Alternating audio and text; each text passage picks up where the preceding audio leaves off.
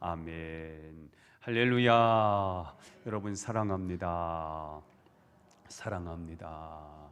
사랑합니다. 사랑합니다.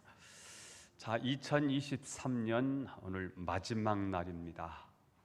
저는 이 마지막 송년주일에 종말론적 삶이라는 제목으로 오늘 송년주일 말씀을 나누려고 합니다.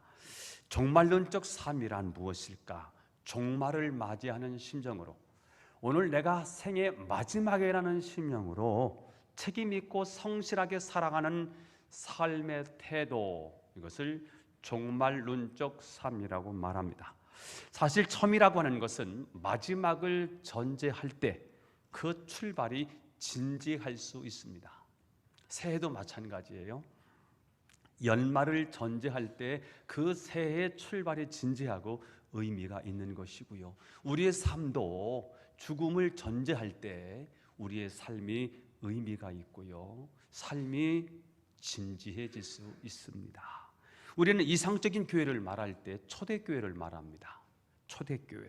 수많은 핍박과 고통과 환난 속에서도 당당하게 살아냈던 그 생명력, 그 초대교회의 생동력은 어디서 기인된 것일까? 그것은 오늘 죽으면 천국 간다고 하는 종말론적 신앙, 그 종말론적 신앙이 오늘을 당당하고 힘있게 살아가게 했다는 사실이죠. 종말은 두 가지 종말이 있습니다. 개인의 종말이 있어요. 죽음을 말합니다. 두 번째 종말은 역사의 종말이 있습니다. 이 지구의 종말이 온대요. 언제요? 주님이 오실 때라는 거예요. 이것을 우리는 주님의 재림이라고 말하지요. 그래서 초대교회 성도들은 이상한 구름만 봐도요, 주님 이제 오시는 건가요? 하면서 예수님의 재림을 기다렸고요. 그들은 서로 만날 때마다 마라나타, 마라나타, 오 주여, 오 예수여, 오시옵소서, 주님 어서 오시옵소서라는 인사입니다. 마라나타. 이것을 서로 주고받으면서 예수님 곧 오셔. 힘들고 어렵고 고통스럽습니다. 하루하루 살아내는 것이 힘겹고 굉장히 힘이 버거운데, 그때 서로 격려하고 위로하면서 걱정하지 마라. 지금 힘들지, 고통스럽지, 하루하루 살아나는 것이 너무 힘겹지, 주님 오셔. 이게 마라나타예요. 이 마라나타라는 인사를 서로 주고받으면서 주님의 재림을 기다렸습니다. 이 주님의 재림에 대한 기대와 종말론적 신앙은 그들에게 삶의 긴박성을 갖게 했고요. 또한 하나님 앞에 책임 있고 능력 있는 삶을 살도록 해 주었습니다. AD 63년에 로마 제국의 베수비오 산이, 그 중턱에 한 2,000명 정도가 사는 한 작은 마을에 있었습니다. 여기에 한 늙은 애언자가 등장했습니다. 그는 방탕과 향락에 빠져 있는 사람들을 향해서 이렇게 경고했습니다. 이 산은 곧 화산 폭발로 터질 것입니다.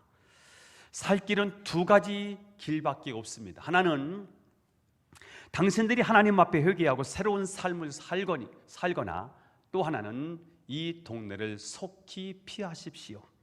그러나 아무도 이 노인의 말을 믿어주지 않았습니다.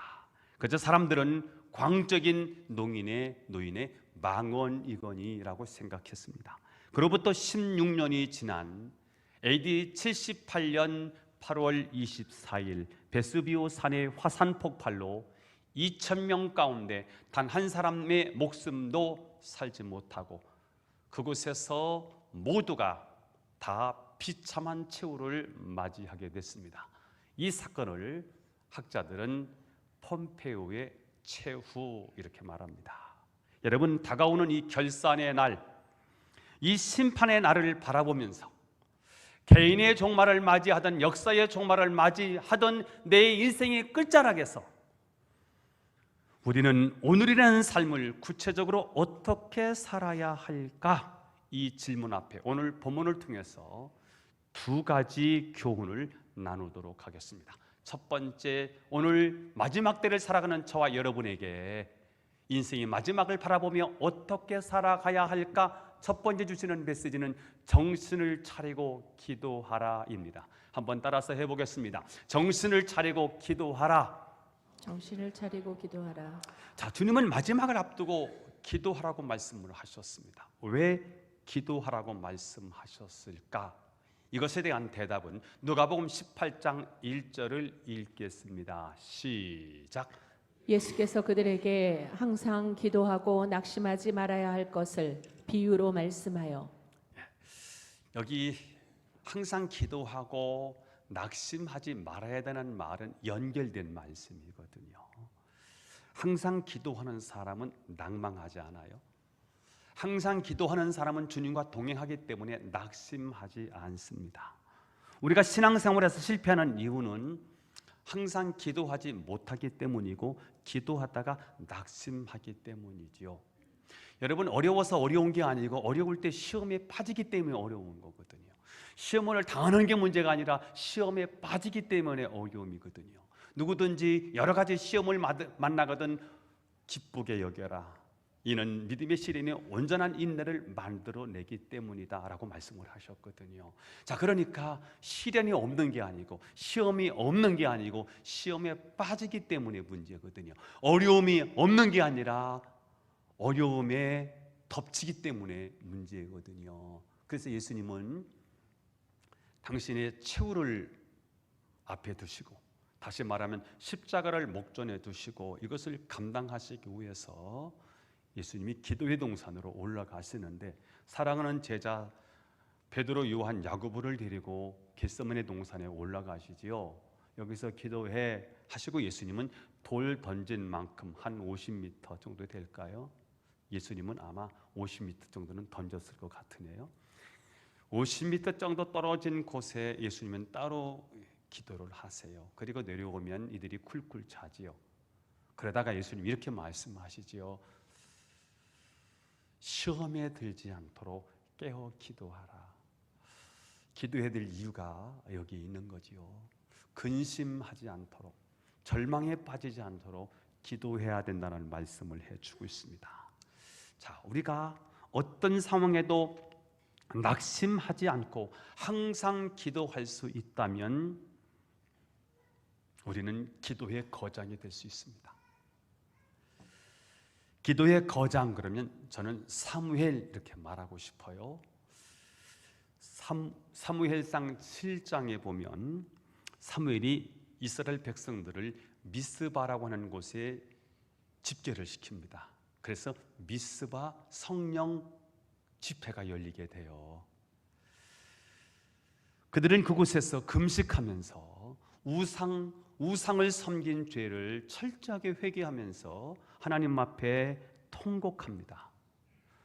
그들이 겸손해서 낮아져서 하나님 앞에 통곡하고 눈물을 흘리면서 회개할 때 하나님이 그곳에 오세요. 이것을 임재라고 말해요. 하나님이 오셨다는 거예요. 하나님이 오시는 것을 부흥이라고 말한다고요. 부흥회가 열린 거예요. 부흥회가 뭐예요? 하나님이 오신 게 부흥회예요. 여러분, 우리 인생 가운데 최고의 부흥이 뭐예요? 돈 많이 번 게 아니에요. 지위가 높아지는 게 아니에요. 하나님이 여러분의 인생 가운데 오시면 그게 부흥이에요. 아멘이죠. 여러분의 생활, 여러분의 삶 속에 하나님이 임재하시는 부흥이 날마다 일어나게 되기를 예수님의 이름으로 축원합니다. 이 부흥 소식을 듣고 블레셋이 쳐들어온 겁니다. 예배 드리고 있대, 집회하고 있대, 이 소식을 듣고 블레셋이 쳐들어온 거예요. 예배 드린다라고 쳐들어왔다는 말은, 기도하는 일은, 예배 드리는 일은 이것은 분명히 영적인 일이구나 하는 사실을 알게 됩니다. 그때 사람들이 두려워서 사무엘에게 찾아와서 어떻게 해야 돼요? 어떻게 해야 돼요? 하고 기도 부탁을 해요. 우리를 위하여 하나님께 쉬지 말고 기도해 주십시오라고 부탁을 합니다. 그래서 사무엘이 온 백성과 함께 기도를 선포하고 기도했을 때 하나님께서 큰 우레를 발하셔서 천둥과 번개를 사용하셔서 그 전쟁에서 블레셋을 이기는 대승리를 맞이하게 하십니다. 사실 이스라엘 백성들에게 블레셋이 쳐들어온 거예요. 그러면 지금 해야 할 일이 뭘까요? 지금은 기도해야 될 때가 아니라 지금은 전쟁을 준비하고 전쟁하러 나가야 될 때라고 생각합니다. 우리는 누구든지 지금 전쟁이 터졌습니다. 그러면 기도해야 할 때일까요? 전쟁하러 나가야 할 때일까요? 당연히 전쟁하러 나가야 할 때일 거라고 생각합니다. 그러나 아무리 다급한 상황이지만 그들이 기도하자 하나님의 군대가 동원이 된 거예요. 여러분, 우리는 눈에 보이지 않는 하나님의 움직임, 눈에 보이지 않는 천사들의 활동, 눈에 보이지 않는 성령의 역사를 저는 믿기를 축복합니다. 천사가 동원이 된 거예요. 재래식 무기로 싸워서 이긴다고 생각하는데, 물리적인 전쟁이라고 생각했는데, 이 전쟁이 기도하기 시작했더니 이 전쟁을, 물리적인 전쟁을 영적 전쟁으로 바꿔버리는 거예요. 여러분의 모든 나타나는 물리적인 싸움을 여러분 기도하시면 이 전쟁을 물리적인 싸움이 아닌 육적인 전쟁이 아니라 영적인 전쟁이 되는 거예요. 영적인 전쟁을 만들 수 있기를 축복합니다. 내 앞에 닥쳐있는 여러 가지 문제, 아픔, 이 고통, 이런 문제들, 이런 전쟁은 다 육적인 전쟁이라고 생각하는 한 내 힘으로는 이 전쟁을 능히 이길 수가 없습니다. 그러나 여러분, 이 전쟁을 영적 전쟁으로 바꾸는 거예요. 우리가 기도하면 이 전쟁은 무슨 전쟁으로 바뀝니까? 영적 전쟁으로 바뀌면 여기에 주의 군대가 동원이 되는 거예요. 최첨단 무기는요, 핵무기보다 더 위대한 무기는요, 하나님의 군대가 동원되는 거거든요. 이 전쟁에서요, 핵무기보다 어마어마한 무기가 하나님이 마련하신 거예요. 안 보이지만 이 전쟁에서 우리를 바라셔서 승리를 거두게 되거든요. 그렇습니다. 지금도 기도하면 우리가 믿어야 되는 확신 하나가 있습니다. 성령이 임하십니다. 성령은 답답하고 침체된 영혼들을 살리는 능력이 있는 줄로 믿습니다. 성령이 임하면 결국 상황도 바꾸게 되는 거예요. 그 후 사무엘은 영적인 거장이 되어 이 사건을 계기로 해서 사무엘은 영적으로 대성장을 해서 그가 살고 있는 지역을 라마라는 지역이에요. 그가 거기서 후학들을 키우는데 아마 신학교를 세웠는지 그래서 그 동네를 라마나요시라고 하는 거예요. 라마나요시는 어떤 곳입니까? 하나님의 기운이 몰려있는 곳이에요. 하나님의 성령이 가득한 곳이에요. 누구 때문입니까? 기도의 사람 사무엘이 있더니 그 동네가 영적인 힘을 발휘하는 동네가 돼요. 저는 우리 교회가 라마나요 교회가 되기를 바라고, 특별히 금요일마다 모여서 우리가 기도하는 라마나요 기도회에 우리가 기도할 때 성령이 강하게 역사하는 놀라운 축복이 임재하는 그런 현장이 될 수 있기를 축복합니다. 우리가 마지막 때 기도하기가 쉽지 않습니다. 왜 이렇게 바쁜지 모르겠습니다. 할 일이 왜 이렇게 많은지 모르겠습니다. 기도해야 되는데 하는 기도의 부담감은 있지만 실제로 기도가 잘 되지 않습니다. 그럼에도 불구하고 기도하면 어떤 일이 일어나느냐? 성령께서 역사하신다는 거예요. 성령께서 역사하시면 내게 있는 예수님이 크게 보이기 시작합니다. 아멘. 그러므로 성령 충만이 뭐냐면 내게 있는 예수님이 크게 보이고 문제는 콩알만큼 작게 보이는 상태, 그것을 저는 성령 충만이라고 말하고 싶습니다. 자, 그러니까 우리가 어떤 상황에서도 낙심하지 아니하고 항상 기도할 때 우리는 어떤 문제도 돌파할 수 있는 기도의 거장이 되는 거예요. 기도의 양이 중요할까요? 저는 기도의 양이 굉장히 중요하다고 생각해요. 왜냐하면 양 속에 질이 있더라고요. 하나님의 은혜 속으로 깊이 들어가려고 하니까 시간이 필요하더라고요. 5분 가지고는요 그 은혜 속으로 못 들어가. 영적인 하나님의 임재 속으로 깊이 들어가려고 하니까요 이게 폼을 잡아야 돼. 워밍업이 필요해. 그래서 방언 기도도요, 제가 방언 기도 한번 해볼까요? 렌신티레 바라빌레 코노누네신들라 오르티디스 마라베 칼라코코렌들라 오티디는 마라빌라 센디도 오케르센디나 아우르기네스네라 바라베 하와인센데라. 이거요 늘 하기 때문에 되는 거예요. 그렇다고 해서 이 방언 기도가 깊이 있게 하나님 앞에 들어간 줄 아세요? 아니에요. 이 기도를 계속해서 반복하다 보면 나도 모르게요 이 내 의지와 상관없이 방언 기도가 하나님을 만나는 방언 기도가 깊이 있게 하게 되는 거예요. 처음에는요, 이 문이거든요. 그래서 방언기도 한번 한 분들이 방언기도가 쉬운 이유가 뭐냐면 제가 방언기도를 하고 있잖아요. 애워서 하는 게 아니잖아요. 그냥 하는 거잖아요. 그런데 이 방언기도는 처음에 방언기도는요, 내가 의지를 가지고 내가 방언기도 해야지 하는 내 의지를 사용하는 거예요. 그러다가 나도 모르게 이 깊은 단계로 들어가면요, 하나님의 내 혀를 말아서요 말하게 만드는 거예요. 그래서 기도하는데요, 5분 기도 가지고는 하나님의 깊은 임재 속으로 들어가기가 어렵다는 경험으로 얘기하는 거예요. 자, 문제는 8절입니다. 오늘 본문 누가복음 18장 8절이에요. 시작. 그러나 인자가 올 때 세상에서 믿음을 보겠느냐 하시니라. 자, 마지막 때 인자가 올 때 언제예요? 마지막 때지요. 세상에서 믿음을 보겠느냐. 마지막 때 예수님이 보고 싶은 믿음이 뭐예요? 항상 기도하는데요, 오늘 항상 기도하고 낙심하지 말아야 될 것을 비유로 말씀하여 이러시되, 이렇게 시작되는 본문이 오늘 8절로 마무리를 하는 거예요. 누가복음 18장 1절에 항상 기도하고 낙심하지 말아야 될 것을 비유로, 그러면서 이제 비유로 과부 얘기를 해가면서 마지막 18장 8절의 결론이 뭐예요? 인자가 올 때 마지막 때에 세상에서 믿음을 보겠느냐? 어떤 믿음일까요? 기도하지 않아요. 항상 기도하지 않아요. 기도하다가 중단해요. 기도하다가 포기해요. 기도하다가 낭망하는 거예요.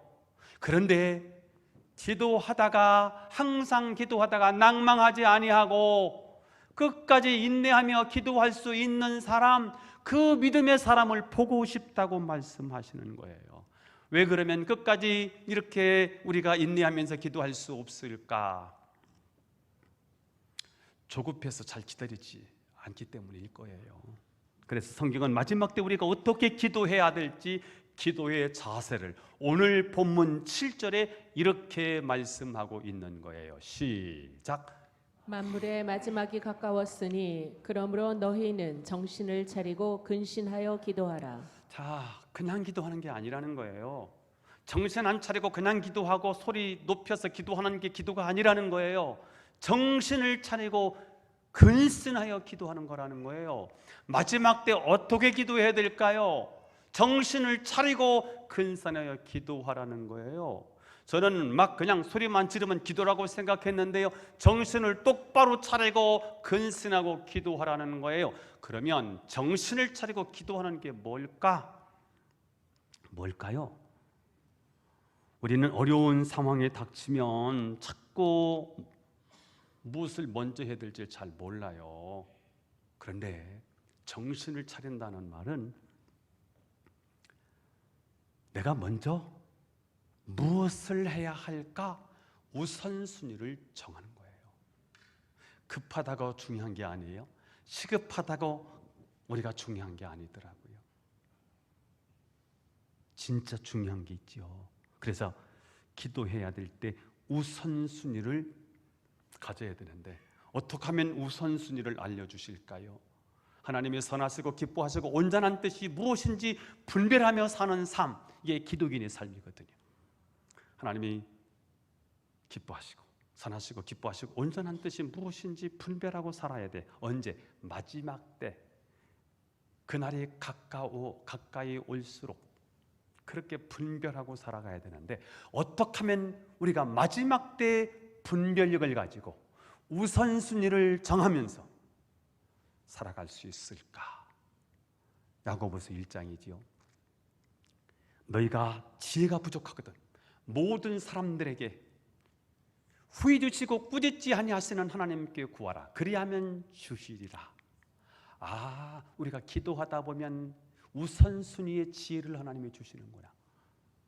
마지막 때 이걸 놓쳐요. 우선순위를 놓쳐요. 그래서 실패하는 경우가 많아요. 자, 그런데 우리가 기도하다 보면 정신을 차리게 돼요. 우선순위를 정하게 돼요. 종교개혁자 마틴 루터는 나는 너무 바쁘다. 따라서 나는 더 기도해야 되겠다라고 말했습니다. 여러분, 왜 기도하지 않으십니까? 바빠서요.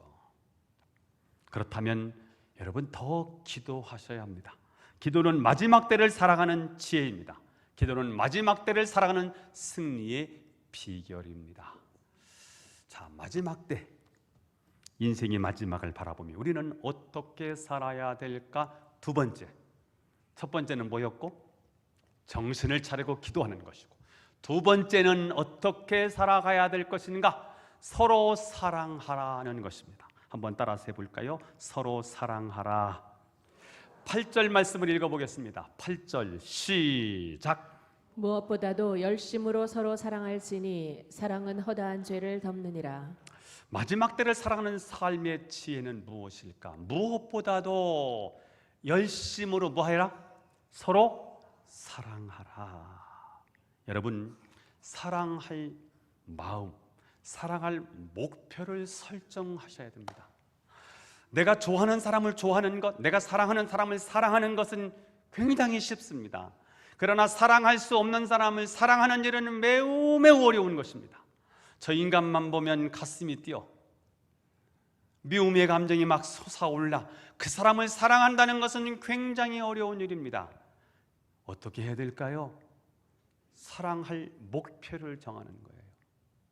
사랑하기로 마음을 다져 먹어야 돼요. 안 그러면 사랑한다는 게 얼마나 어려운 줄 몰라요. 오늘부터 내 주변에 있는 모든 사람을 사랑하고 섬기기로 결심하고 결단하는 마지막 날이 될 수 있기를 축복합니다. 여러분, 구약의 최대의 계명이 무엇일까요? 하나님을 사랑하고 이웃을 사랑하는 거예요. 이게 신명기 6장에 나와 있어요. 마가복음 12장 30절에서 31절에는 요약을 해놓았어요. 하나님 사랑하는 것이다. 마음을 다하고 뜻을 다하고 목숨을 다하여 주 너희 하나님을 사랑하라. 그리고 둘째는 이와 같으니 내 이웃을 내 몸과 같이 사랑하라. 그러면 신약의 최대의 계명은 무엇일까? 예수님이 주신 말씀이지요. 읽어볼까요? 요한복음 13장 34절에서 35절 시작. 새 계명을 너희에게 주노니 서로 사랑하라. 내가 너희를 사랑한 것 같이 너희도 서로 사랑하라. 너희가 서로 사랑하면 이로써 모든 사람이 너희가 내 제자인 줄 알리라. 구약은 또 율법은 미워하는 사람 미워해, 원수 왼수로 갚아, 이런 텔레온 법이라는 게 있어요. 그 법으로는 하나님 나라를 이룰 수 없대요. 율법으로는 사람을 살려낼 수가 없대요. 그래서 예수님이 제자들에게 주신 메시지에 새 계명을 주는 거야. 서로 사랑하라. 사랑이 너무 힘든데요. 저 원수를 사랑해야 됩니까? 저 이방인들까지도 사랑해야 됩니까? 사랑해야 된대요. 왜요? 그래야 하나님 나라가 이루어져. 서로 사랑해야 돼. 사랑할 수가 없는데요. 내가 너희를 사랑한 것 같이 너희도 사랑하라. 내가 너희를 사랑했지 않니? 너희들이 사랑을 받을 만한 자격이 있니? 너희들이 구원받을 만한 조건이 있었니? 없었지 않니? 너희들이 사는데 내 필요에 채워준 삶을 살았니? 아니지 않니? 너희들이 사는데 무엇으로 살았니? 너희들은 사는 게 욕심으로 살고 죄로 살았지 않니? 그럼에도 불구하고 내가 너희를 위해서 내 몸을 아낌없이 내고 주었지 않니? 이게 뭔지 아니? 사랑이란다. 내가 너희를 사랑해서 그렇게 한 거야. 내가 죽지 않으면 너희들을 살릴 수 없기 때문에 내가 십자가에 못 박혀 피 흘려 죽은 거야. 내 살을 찢고 너희들의 삶을 살려낸 거야. 이걸 이해하면 형제를 사랑할 수 있을 거야. 그거 돌리지 말고 틀어놓으세요. 본문. 네. 너희가 서로 사랑하면 이제부터 모든 사람이 너희가 내 제자인 줄 알 거야. 네가 하나님의 자녀인 것을 무엇으로 증명해낼 수 있어? 세상 사람들은 미워하는 사람 미워해, 싫어하는 사람 싫다고 표현해. 조금만 잘못하면 비난하고 비판하고 정죄하고 살아. 그게 세상이야. 그런데 그들을 살릴 수 있는 무기가 뭔지 아니? 사랑이야. 너희가 내 제자인 것을 무엇으로 증명해낼 수 있어? 네가 그리스도인인 것을 무엇으로 증명해낼 수 있어? 형제를 사랑하는 것을 통해서 네가 내 자녀인 것을 증명해낼 수 있어. 하나님의 제자인 것을 네가 증명해내지 못하면 제자로서의 삶을 살 수가 없어. 하나님 나라가 이 땅에 이루어질 수가 없어.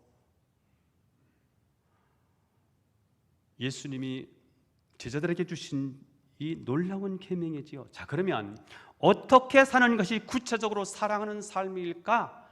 오늘 세 가지 말씀을 하셨는데 오늘 자꾸 몇 가지 하니까 굉장히 헷갈릴 텐데요. 그냥 가슴에 새겨지는 것만 은혜 받으시면 돼요. 그리고 지식적으로 메시지가 달려오거든요. 지식은 다 빼버리고 은혜의 감정만 가지고 돌아가시면 돼요. 아멘. 예. 사랑의 실천 첫 번째는 상대방의 허물을 덮어주는 것입니다. 8절 하반절에 나와 있어요. 시작. 사랑은 허다한 죄를 덮느니라. 상대방의 잘못을 들추고 폭로해서 모멸과 죄책감을 주면 그는 평생 일어설 수가 없어요. 이번에 영화배우 이선균 씨가 자살로 인생을 마감했더라고요. 왜요?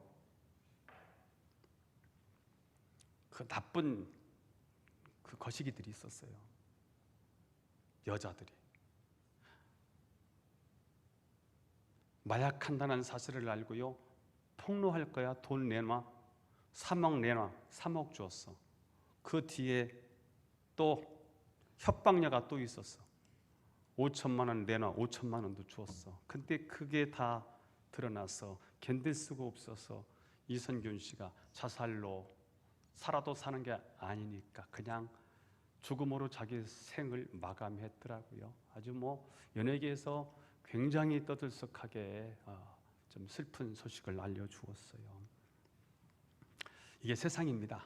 그러나 상대방의 허물과 잘못을 사랑으로 덮어줄 때 진정한 치료를 가져옵니다. 마지막 때에 나타나는 현상 가운데 하나가 뭔지 아십니까? 사랑이 식는데요. 사랑이 메말른 시대가 온다는 거예요. 우리는 남의 허물을 덮어주고 사랑함으로써 행복한 삶을 살게 되기를 예수님의 이름으로 축원합니다. 사랑의 실천 두 번째, 대접하기를 서로 원망 없이 하라. 시작. 9절 말씀을 읽어보겠습니다. 시작. 서로 대접하기를 원망 없이 하고. 우리가 억지로 남을 대접하면 대접을 받고 나서도 야 이거 치사하다라고 원망을 들을 수가 있어요. 따라서 서로 대접하기를 원망 없이 하라. 다시 말하면 자진해서 기쁜 마음으로 대접을 하라는 거예요. 제가 언젠가 그런 말씀을 드린 적이 있어요.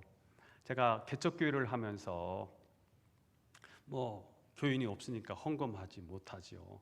살 수가 없으니까 이 교회에서 저 교회에서 5만 원씩 5만 원씩 10만 원씩 10만 원씩 해서 먹고 살도록 제 통장에 입금을 해 주었어요. 근데 교육자회에 목사님들 사모님들이 다 오셨는데 어느 한 분이 교회가 한 500명 정도 모이는 목사님이셨는데 제가 좋았던가 봐요. 그래서 홍광표 전도사 나와. 그리고는 그 자리에서 5만 원을 이렇게 세서 저한테 주셨어요. 앞에 나와서 공개적으로 주셨거든요. 근데 제가 받을 때 이런 결심을 했습니다. 내가 지금은 받는 때지만 감사함으로 받지만 나중에 내가 목사가 되고 주는 입장이 되었을 때 잘 줘야 되겠구나. 받는 입장을 생각하면서 주는 사람의 입장만 생각하지 말고 받는 사람의 입장을 고려해서 줄 때 아무렇게나 주지 말고 잘 줘야 되겠구나. 이 마음을 그날 제가 가졌어요. 그래서 그날 이후로 제가 줄 때 굉장히 조심해서 줘요. 혹시 내가 주는데 받는 사람의 상처를 받으면 안 되는데 이런 마음이거든요. 여러분 줬다고 또 생색내잖아요. 굉장히 그게 받은 사람의 상처가 되는 거예요. 그래서 준 것은 준 것으로 딱 끝내야 되는 거지요. 그래서 대접하기를 원망 없이 해라. 이게 사랑을 하는데 어떻게 사랑할 것이냐? 이렇게 사랑해야, 이렇게 사랑을 실천해야 진정한 사랑이 된다는 거예요. 자, 마지막 하나 더. 사랑의 실천 세 번째. 오늘 본문에 나와 있는 이야기지요. 서로 봉사하라라고 했습니다. 10절 상반절에는 이렇게 되어 있지요. 각각 은사를 받은 대로. 가장 쉬운 게 뭐냐면 내가 잘하는 거예요. 근데 나는 잘한다고 생각하는데 사람들이 안 좋아해. 그건 은사가 아니더라고.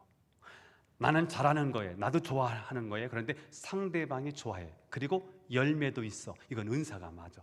그래서 은사대로 받은 은사대로 하고, 또 10절 하반절에 하나님의 각양 은사를 맡은 선한 청지기같이 서로 봉사하라. 어떻게 봉사해야 될까요?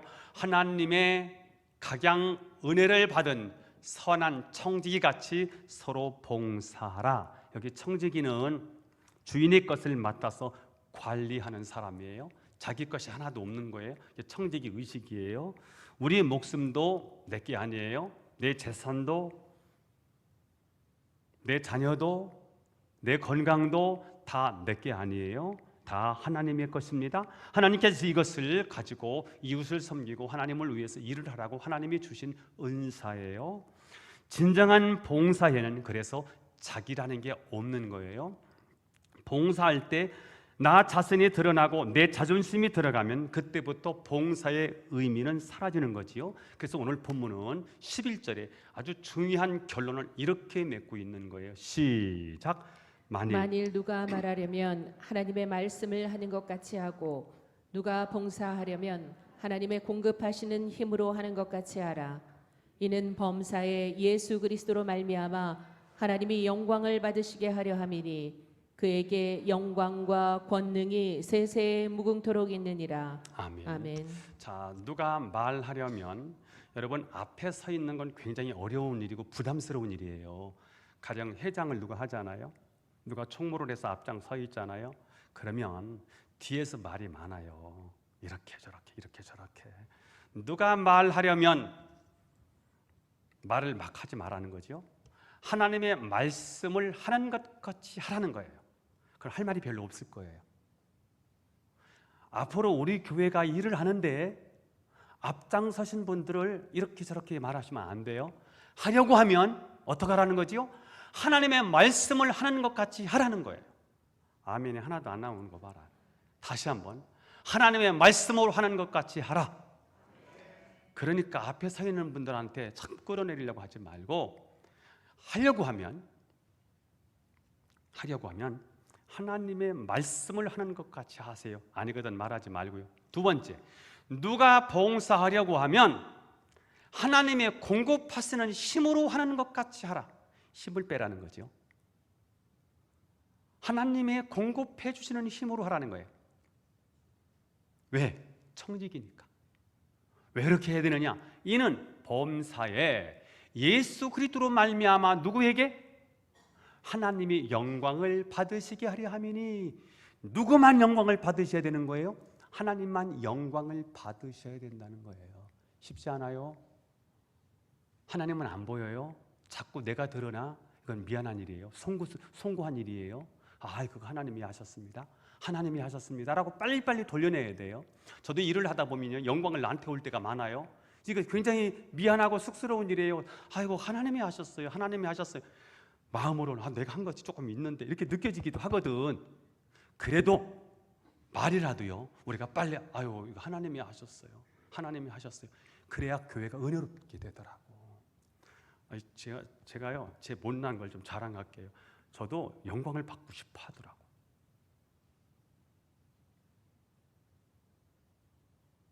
여러분들은 전혀 영광을 받고 싶지 않지요? 담임 목사만 못돼가지고 자꾸 하나님의 영광을 가로채려고 하는 것 같죠? 저에게도 그런 게 있는데요. 그럴 때 그게 와요. 어쩔 수 없어. 특히 남자는 여자보다 더 그게 강해. 그때 아니에요. 속으로는 그래도 나도 조금 한 거 있는데 이렇게 느껴져도 하나님이 하셨습니다. 이렇게 고백하자고. 화면 지우지 말고. 그에게, 누구지? 하나님께 영광과 권능이 세세히 무궁하도록 있느니라. 아멘인 거예요. 이렇게 마무리를 지을 때 이 교회 공동체는 아름다운 공동체가 되고 이 공동체를 통해서 하나님 나라가 세워진다는 거예요. 어떤 여류 작가가 몸이 안 좋아서 병원에 갔더니 간암이래요. 간암은 자각 증상가 없기 때문에 간암이라고 판명이 나면 90% 이상이 거의 돌아가시더라고요. 담당 의사는 생명이 한두 달 정도밖에 남지 않았으니 그동안의 삶을 정리하라고 말했습니다. 얼마나 절망에 빠졌겠습니까? 그래서 그는 마지막을 2달을 남겨놓은 인생을 어떻게 보내야 될지를 진지하게 고민하면서 만나야 될 사람들을 다 만나고 용서하고 용서받아야 될 사람들을 다 만나고요, 용서를 구하고 용서를 해주고, 그리고 편지를 써야 될 사람들은 다 편지를 써 보내고, 자기의 재산을 사랑하는 자식에게 얼만큼 남겨주고 나머지는 교회에 다 갖다 선교 헌금으로 쓰라고 교회 헌금을 했습니다. 그러는 사이에 2달이 훌쩍 지나갔습니다. 그런데도 몸이 멀쩡한 거예요. 그래서 병원에 가서 다시 검사를 받아 봤더니 먼저 받은 진단은 오진으로 판정이 났습니다. 다시 살게 된 그에게 담임 목사님이 찾아가서 이렇게 물으셨다고 그래요. 2달 동안 돈 쓰고 헌금한 것이 아깝지 않습니까? 그랬더니 그는 이렇게 말합니다. 저의 생애에 이 2달이 가장 가치 있고 귀한 시간이었습니다. 저는 앞으로도 이 마음으로 살아가겠습니다. 정리입니다. 어떻게 종말론적인 삶을 살아가겠습니까? 오늘 2가지 말씀을 드렸습니다. 정신을 차리고 기도하는 거예요. 그때 우선순위가 정해질 거예요. 2번째, 어떻게 마지막 때를 살아가야 할까요? 서로 사랑하는 것입니다. 그 사랑을 실천하기 위해서 오늘 저와 여러분이 오늘 본문에 비추어서 이렇게 결심을 해보면 좋을 것 같습니다. 남의 허물을 덮어주며 살겠습니다. 대접하기를 원망 없이 하겠습니다. 하나님이 주신 은사를 가지고 하나님 영광을 위하여 봉사하는 일에 최선을 다하겠습니다. 저는 여러분이 이런 결단으로 2023년을 잘 마무리하시고 힘찬 새해를 맞게 될 수 있기를 주 예수님의 이름으로 축원합니다. 기도드리겠습니다. 하나님 아버지, 오늘도 우리에게 종말론적인 삶을 어떻게 살아가야 할지를 2가지 말씀을 주셔서 은혜를 받습니다. 정신을 차리고 기도하게 하옵소서. 서로 사랑하게 하옵소서. 예수님의 이름으로 기도하옵나이다. 아멘.